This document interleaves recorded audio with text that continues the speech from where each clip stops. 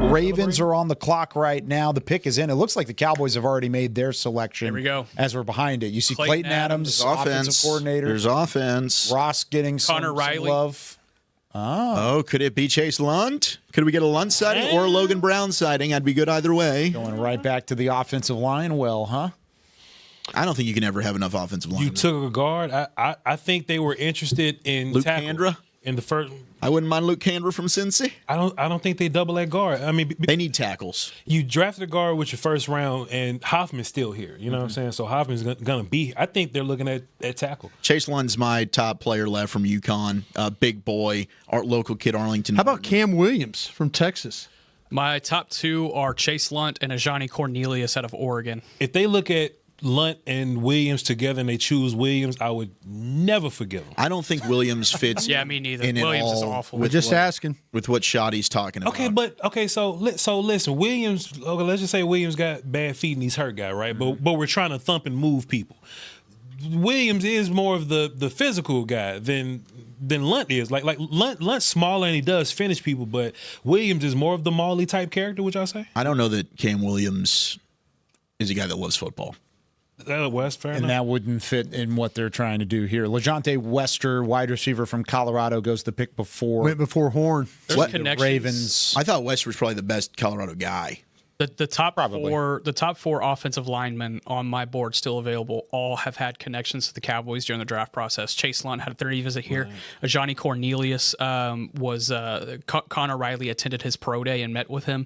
Cameron Williams was a 30 visit guy as well, being a local guy, and Holland Pierce. Holland Pierce is Who they just met hand the with phone Cowboys.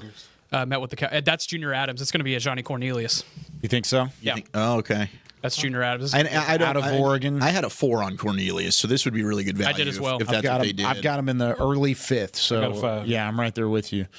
That would be good value if it's a Johnny Cornelius. I liked Lunt a little bit more, and I liked Logan Brown a little bit more. But Cornelius is a fun player. I got There's no the issue pick. with that. Official. Ajani As a guard. Cornelius as a guard Okay. out of Oregon. 6'4", 5'8", big player to put up there. That's on interesting that they offensive want line. that they put him as a guard because I think big, broad, wide build. He's a bit tall and long, right? Yeah, and I think he's got some problems with power rushers. You can see him get knocked back into the backfield. He'll lunge and overextend a little bit, which will get him knocked off balance. But when he's engaged, he really drives defenders off the ball. He can finish blocks. He's got strong hands. Yeah. The timing with the punch can be a little bit late sometimes, but he's got the ability to counter. He's got the traits, and that's what you're looking for, the traits to be a good player. It's just the consistency we need to work on with him and the technique. But he can move in space, gets to the second level. He just needs to be coached up. But I really like this pick here. Played at Catholic High School in Louisiana. He started as a true freshman at right tackle. To me, He's from Rhode Island. This is a good transferred player. from Rhode Island. Yeah. Oh, the Rhode Island kid. I'm sorry.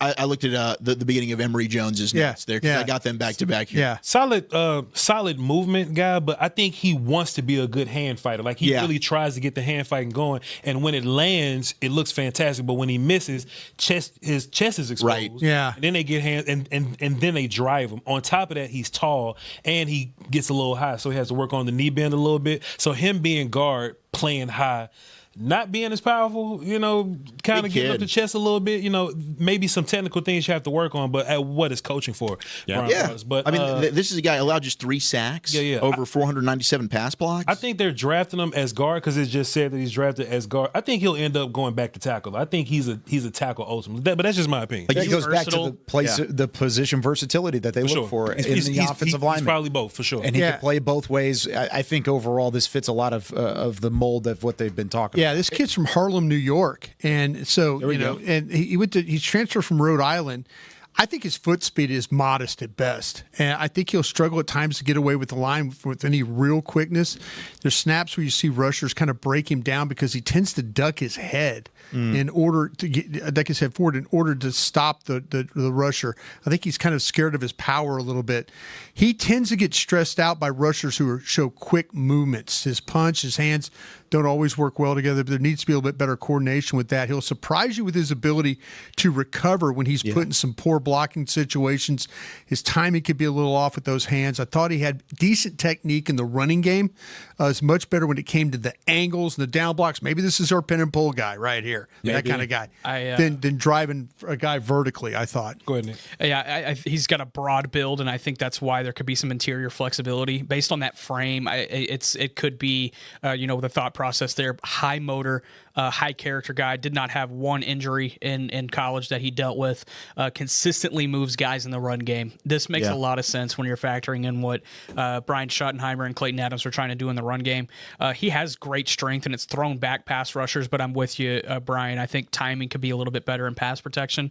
I put in my notes, others are low, and I don't understand why. I think he's versatile and dominant. And he was a guy that I talked about coming out of Senior Bowl as a potential third-round grade. I ended up landing on a fourth-round grade for him. I have him as OT 10 on the board. So we are. Ajani Cornelius is how you say the first name, by the way. Hey, Johnny. No sacks allowed in 2023 over 541 pass blocking snaps. That was in the Pac-12. When they jumped to the Big Ten, he was third team all Big Ten, did allow 3 sacks, but he was one of the finalists for the Joe Moore Award, nation's top offensive lineman. One more thing on him. We all mentioned his hands being a little wonky right now. Sure. But I respect the fact that he's attempting to be hands guy. Yeah. Some guys just, they'll like they won't even attempt to mix up the hand strikes, right? But we'll see him high hand, low hand. We'll see him 2 to the chest. We'll see him swipe at guys sometimes. We'll see him low hand to replace, like just different hand fighting techniques. I respect it. He missed. But at least it's in your mind to try it. So when you work on it, you at least have a little bit of, like a head start on it already. Right. It's just the coaching, to refine that with him. But the lateral movements there as well. I mean, he can mirror really, really well. Sure. He's a good athlete. This is a really good pick. If you're looking to get an offensive tackle, Ajani Cornelius here, or I guess a guard for them. Yeah. But I like this. I like what they're doing. I love this pick. This is probably my favorite pick of the day. And I like Jaden Blue. I like Shamar James. This is my favorite pick of the day in Ajani Cornelius. I think I agree with you. I had both of those guys right around the same spot as I had Blue and James. And when you've got a guy like Cornelius who can come in and provide depth at the offensive line spot, I think it's significant.